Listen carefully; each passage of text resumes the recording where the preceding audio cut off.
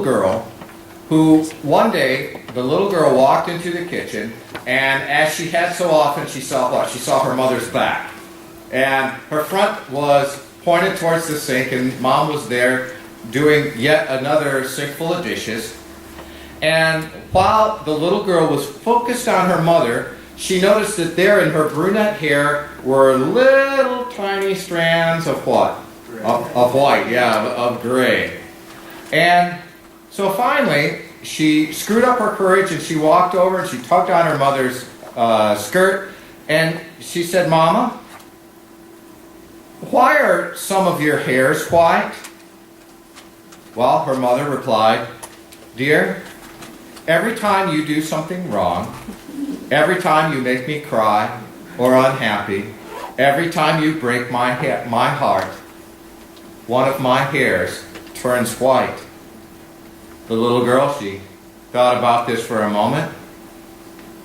She said, "Well, Mama, if that's true, then how's come all of Grandma's hair is white?"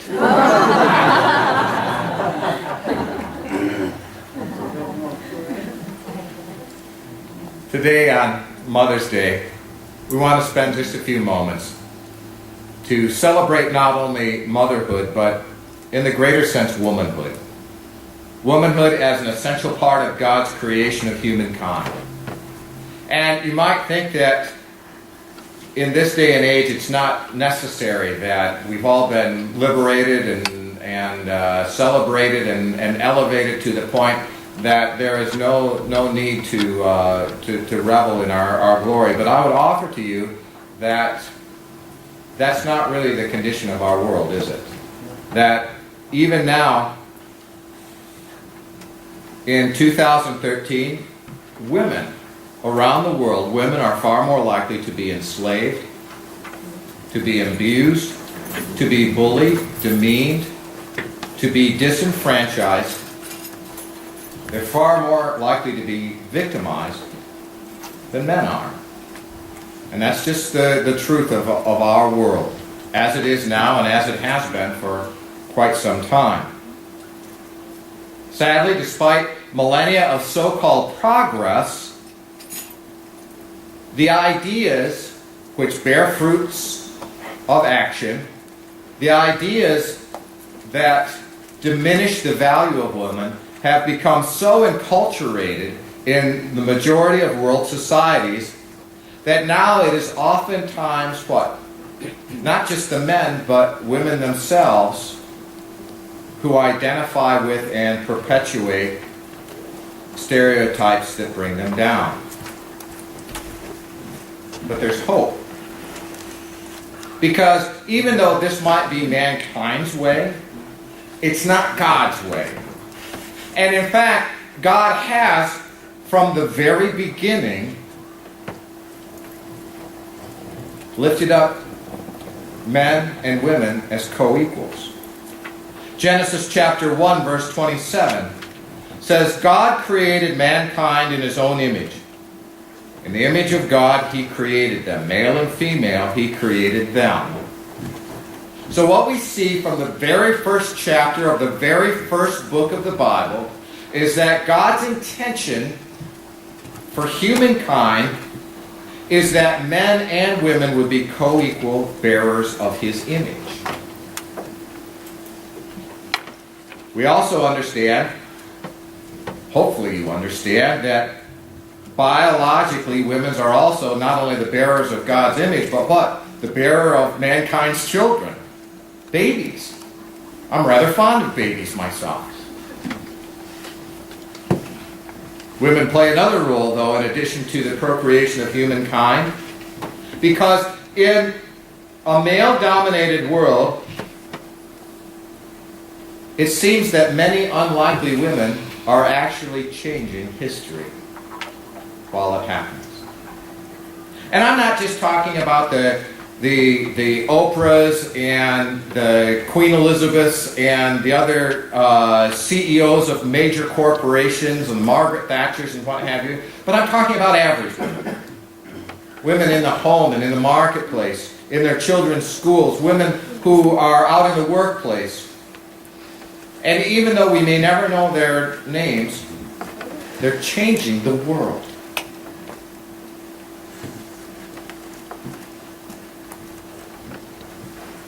As it is true today, it was also true in Jesus' day. And what I would like us to do is to turn to the first chapter in Matthew. And a lot of you have seen this and immediately skipped away from this chapter like you were touched with a cattle prod. Because it's one of those really unpalatable genealogy passages. So-and-so begat so-and-so. And you're like, dude, just, kill me now. And that's most people, that's what they think when they see this. But if we skip over this genealogy, you're going to miss something very important, which is really at the center of our message today, a message about women who changed the world. I'm going to share just 6 verses, so hold on tight, all right? Matthew chapter 1, verse 1, the genealogy of Jesus. A record of the genealogy of Jesus Christ, the son of David, the son of Abraham.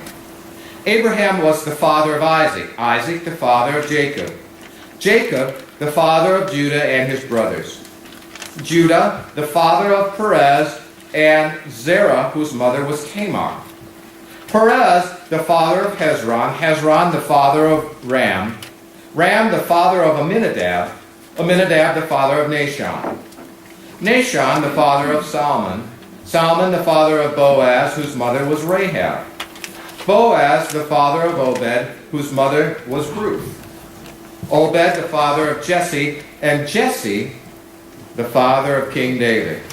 David was the father of Solomon, whose mother had been Uriah's wife. So as we read this today, you might have very easily missed something very important. You see, the complete text of this genealogy, Matthew tries to cover some 42 generations. 42 generations, and he tells this tale, citing the names of the different family patriarchs. He offers a genealogy that is a very Jewish style. Father to firstborn son, generation to generation. Father to firstborn son. What? Father to firstborn son. That's how genealogies work. Father to son, father to son. The key difference here, though, is that in these 42 generations of men, we find some unlikely names. Names like Tamar, Rahab, Ruth, the unmentionable Bathsheba, and Mary. In other words, in 42 generations of father to son, we see what? We see 5 women. How on earth could Matthew make such a mistake? Didn't he know that they were women? That this is a boys-only club? The He-Man Woman Haters Club? Or could it possibly be that under the inspiration of the Holy Spirit, Matthew knew exactly what he was doing? And that in this generation of father to son, these 5 women's names are included for a very important reason. That there is a lesson to be learned by the exception to the rule. If that's so, don't you believe it would be important for us to learn that lesson? And if it actually has something to do with us, not only to learn the lesson, but to apply it to our lives. 5 women. Unlikely stories. I would offer to you that we are going to determine in the next 20 minutes that these women actually had a huge hand in changing the world. Let's start out with Tamar. Tamar's story is found in the book of Genesis. Tamar is quite simply the neglected wife of Judah's firstborn son, When dies, leaving Tamar childless, the family kind of determines to push her aside. Now, they go through the motions of providing for her and caring for her, but there's really no heart in it. There's no compassion for Tamar or her situation. And finally, after being ignored and neglected long enough, Tamar takes matters into her own hands, and there is a confrontation between her and the family patriarch, Judah. And Judah, who, when you think of Judah, we normally think of what animal? We think of the lion, right? And normally, Judah is exactly that. Decisive, unapologetic, but even in this particular instance, Judah the lion has to become Judah the pussycat, because he's been one-upped by whom? Tamar. And in Genesis 38:26, it says, Judah recognized them and said, "She is more righteous than I, since I wouldn't give her to my son, Shelah." Tamar, the forgotten widow of Ur, the neglected Tamar, is being used of God to engender the Messiah. Secondly, we come to Rahab. Rahab is found in the book of Joshua. I always, when I was learning the books of the Bible, you go through the first 5 books and then it starts getting a little muddled in the middle. We always remember where Joshua is in the Bible, because why? Because Joshua judges Ruth. And that's it sticks with me to this day. So we look through the book of Joshua, and we see that Rahab is living in a cursed city, the city of Jericho. Jericho, we know, is what? It is the fortified city that is standing between God's people and God's promise. That is never a place you want to be. Jericho's between God's people and God's promise, and we know that the Lord is going to do something to remove this obstacle. Rahab knows it too.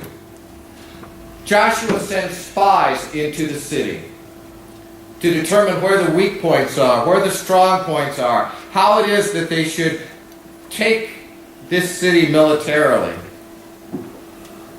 The spies are discovered, they're on the run, and who takes them in and hides them at her own personal expense? Rahab. Rahab, the disenfranchised woman who's turned to prostitution to provide for her family, Rahab takes in the spies. Why? Is it a business transaction? Did they give her something in return? No. Rahab, before God's people, God's chosen ones even arrived, Rahab was under influence of God's Holy Spirit. She had a faith and a fear of the Lord. As a matter of fact, we look in Joshua chapter 2, verse 9, and it says, she said to them, "I know that the Lord has given you this land, and that a great fear of you has fallen on us, so that all who live in this country are melting in fear because of you." So Rahab, the cursed woman in the cursed city, is now included in what? In the genealogy of the Messiah. We move on to Ruth. Ruth isn't even an Israelite. She's not a Canaanite. She's a what? She's a Moabite. A foreign people who worship a foreign god. And she's drawn into this tale when she marries a man, a Jewish man by the name of Kilian, who had moved to Moab with his family, and somehow by God's hand, both Kilian's father, and even Kilian's older brother die unexpectedly, leaving 3 widows with no surviving children. Untenable at best. Now, at this point, Ruth's mother-in-law, Naomi, becomes what? Kind of the matriarch of this sad little band. And she says, "Girls, it's too late for me. Save yourselves." Kind of like the captain giving order to abandon ship.